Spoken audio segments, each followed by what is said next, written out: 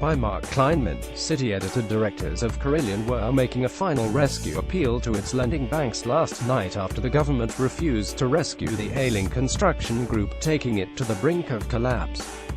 Sky News has learned that the company's board was meeting ahead of a last-gasp plea for financial support from its syndicate of lenders, without which its collapse will be confirmed within hours. Carillion's banks were holding talks on Sunday night about the possibility of providing tens of millions of pounds of short-term support, according to insiders. Fears over hospital care as Carillion on brief developments will fuel the uncertainty facing 19,500 UK-based employees of Carillion, which is a major contractor on the HS2 high-speed rail link and a string of new hospitals and schools across the country.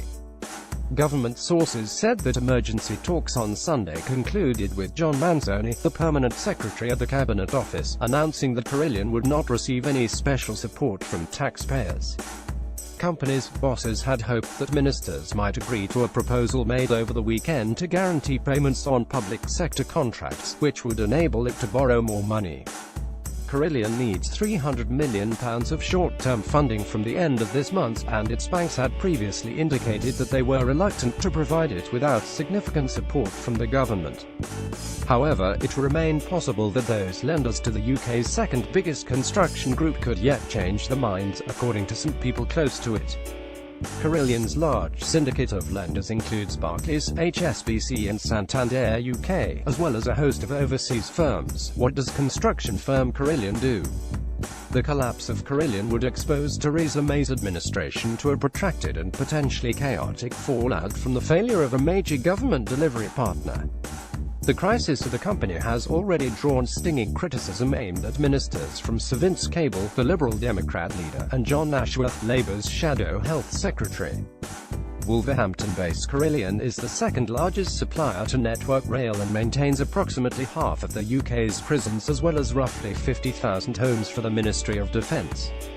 It is also engaged in building the Aberdeen bypass as well as schools across Britain. Sky News revealed on Friday that EY, the accountancy firm, had been placed on standby to act as administrator to Carillion, although it remained possible that PricewaterhouseCoopers could be appointed. Ministers across Whitehall with responsibility for prisons, hospitals, schools and transport infrastructure have been drawing up contingency plans for the company's collapse, including establishing new vehicles to take on Carillion contracts.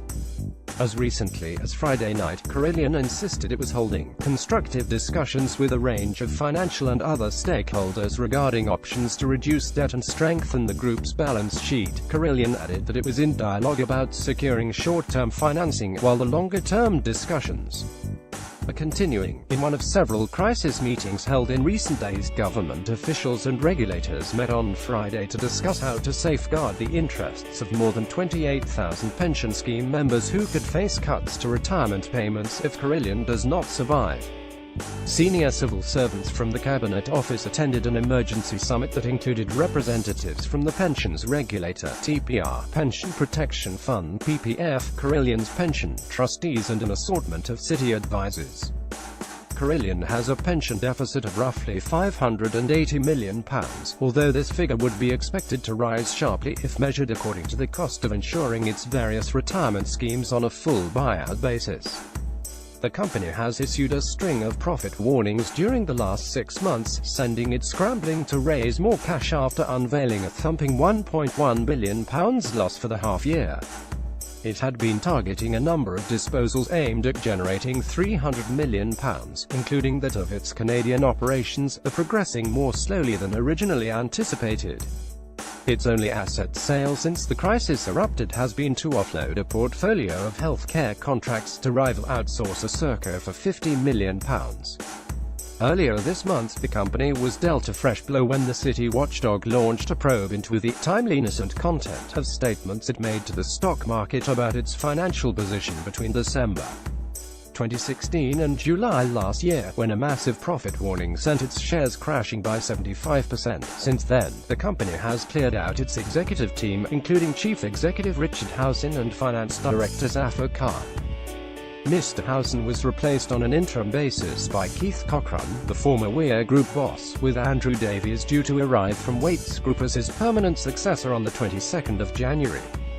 Carillion reported a first-half pre-tax loss of £1.15 billion in September, while it announced just before Christmas that its lenders had agreed to defer a test of its borrowing agreements from the 31st of December to the 30th of April. From a peak of about £2 billion, the company now has a market value of just £61 million. Carillion declined to comment.